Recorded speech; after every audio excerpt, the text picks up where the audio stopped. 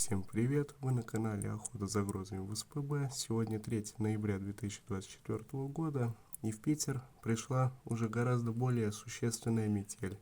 Хотя в данный момент это метелью не назовешь. Снег идет довольно неинтенсивно.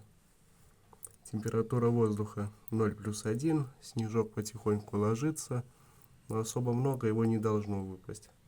Больше 5 сантиметров ни одна модель не дает. Завтра-послезавтра ожидается солнечная погода с дневной температурой 0+2, ночной -1, -3. Со среды начнется потепление, сразу же до +7. И дальше, до самого конца прогонов, стоит уверенный плюс.